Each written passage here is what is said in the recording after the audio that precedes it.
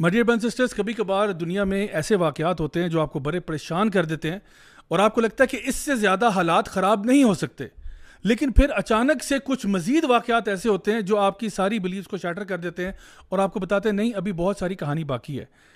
میں بات کر رہا ہوں خاص طور پر برزخ نامی ڈرامہ جو کہ بہت کنٹروورشل تھا، LGBTQ ایجنڈا کو پش کرنے والا، بہت سارا بیک لیش اس کو ریسیو ہوا. اس پہ ہم بات کریں گے آج. اس کے علاوہ اولمپکس کے اندر سیٹانک ریچولز دیکھنے کو ملے اور اگین LGBT ایجنڈا ہمیں وہاں پہ نظر آیا اور لٹرلی بلاسفیمس کانٹینٹ بھی دیکھنے کو ملا فرانس کے اندر جو بھی اولمپکس ہو رہے ہیں.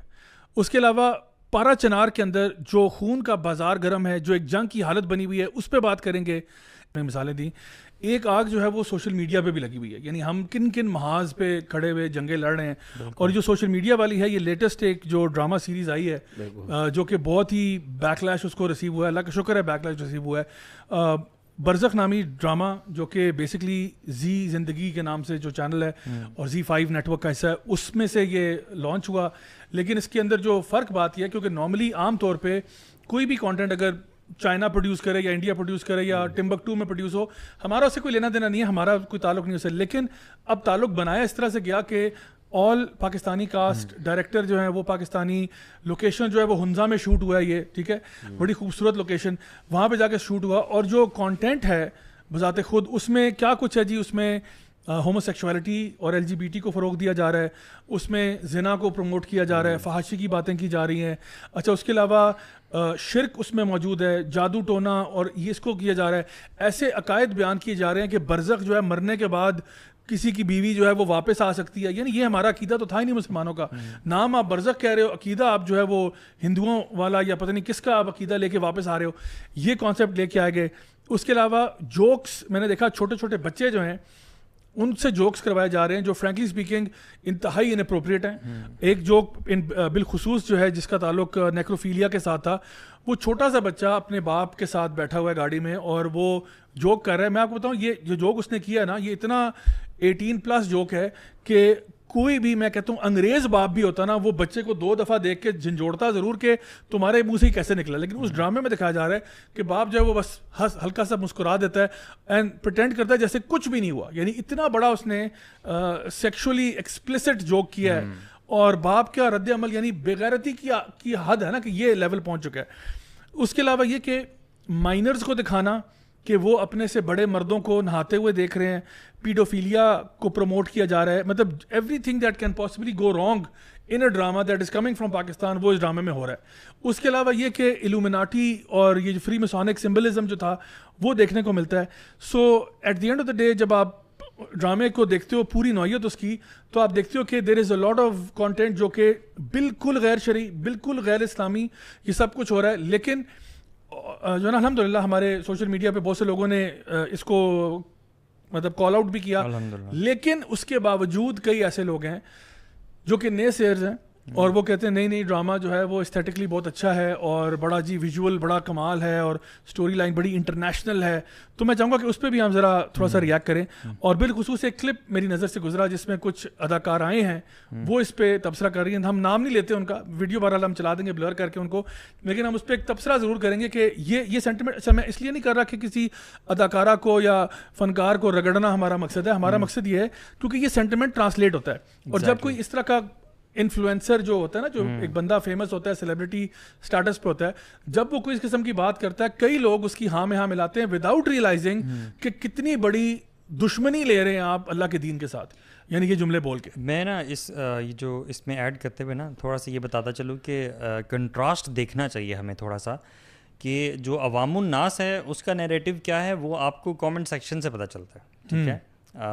اور آپ کو جو میڈیا کے انفلوئنسرز ہیں، سیلیبریٹیز ہیں، جو ڈفرینٹ شوز کو، ڈراماز کو ریویو کر رہے ہیں، اس سے آپ کو پتہ چلتا ہے کہ ان کی ایفرٹ جو ہے وہ کس طرف ہے. صحیح، ٹھیک ہے. تو وہ کبھی بھی عکاسی نہیں کرتے، ریپرزنٹیشن نہیں کرتے پاکستانی عوام کی، کبھی بھی نہیں کرتے. تو ہمیں کبھی بھی وہ ڈسیپشن کا شکار نہیں ہو جانا چاہیے ایسے سیلیبریٹیز کے ریویوز دیکھ کے جو آل پریزز ہوں ایسے ڈراماز کے اور ایسے کانسیپٹس کے، بلکہ ہمیں جو ٹرو پبلک کی جو ذہن ہے نا اس تک پہنچنے کے لیے کامنٹ سیکشن کو ہمیشہ چیک کرنا چاہیے. یو وڈ آلویز فائنڈ کہ people bashing in the comment section. یہ تھوڑا ذہن سازی والی طرف چلے جاتے ہیں نا. ایک تو جنرلی سیلیبریٹیز ہوتے ہیں وہ اپنی انڈسٹری میں نے نوٹ کیا ہے تھوڑے سے ڈیفینسو بھی ہوتے ہیں. اینڈ اوور دی ایئرز بھی نا یہ ایک جنرلی ہماری میڈیا میں ہر وقت یہ بات نا کوشش کی جا رہی تھی کہ جی ہم بڑے تنگی میں ہیں جی, ہمیں تھوڑا سا اور ماڈرن ہونا چاہیے. باہر کی میڈیاز کو دیکھیں, وہاں پہ باتیں اتنی اوپنلی ہوتی ہیں, ہم جی ہماری بڑی لمیٹیشنز, یہ بار بار نا اس چیز میں, اور even they feel very happy کہ اگر کوئی ان میں سے نا چاہے ایکٹر ہو چاہے پروڈیوسر ہو وہ تھوڑی سی لمٹس کو کراس کرے, اس کو بڑی سپورٹ کرتے ہیں. کیونکہ جنرل عوام سے یہ ہوتا ہے کہ بیک لیش ہی ملتا ہے. So suddenly they come up to support their sort of coworker. سب سے پہلے تو جی کہ انہوں نے جو برزخ کی ڈیفینیشن بیان کی اور یہ کہا کہ جی جو مر کے واپس آ جاتے ہیں, بھائی یہ ہمارا تو عقیدہ ہی نہیں ہے, ہمارا تو یہ بلیف ہی نہیں ہے. تو یہ کس طرح سے برزخ کا جو کانسیپٹ ہے, جو بڑا ایک دینی کانسیپٹ ہے, اس کو کرپٹ اور پولوٹ کیا جا رہا ہے. اور ساتھ آگے جو ہوسٹ ہیں وہ بھی ٹرو کر کے بات کر رہے ہیں. لال دوپٹے میں لپٹے ہونے کا برزخ سے کیا تعلق؟ کوئی تعلق نہیں ہے لال دوپٹے میں, اس سے کیا تعلق ہے, بالکل بے بنیاد سی بات ہے. دیکھیں واٹ از برزخ, برزخ اصل میں کیا ہے, یعنی ہمارا عالم ارواح تھا, یعنی جب انسان روحیں ہم ہوا کرتے تھے, وہاں سے ہم لوگ عالم دنیا میں آ گئے. ٹھیک ہے, جب بچہ جو ہے وہ ماں کے پیٹ میں اس کی روح پھونکی جاتی ہے, پھر جب بچہ پیدا ہوتا ہے وہ عالم دنیا میں آ جاتا ہے, اس کے بعد وہ فوت ہو جاتا ہے. جب وہ فوت ہو جاتا ہے تو وہ عالم برزخ میں چلا جاتا ہے. اور جو بندہ ایک دفعہ عالم برزخ میں چلا جائے وہ وہاں سے واپس نہیں آ سکتا, no matter what he tries to do. تو آپ یہ دکھانا چاہتے ہیں کہ تھرو میجک اور تھرو سم اسپیلز اور وٹ ایور آپ ایک بندے کو واپس لے کے آ سکتے ہیں. یہ شرکی اور کفری عقیدہ ہے اگر کوئی بندہ یہ کہتا ہے.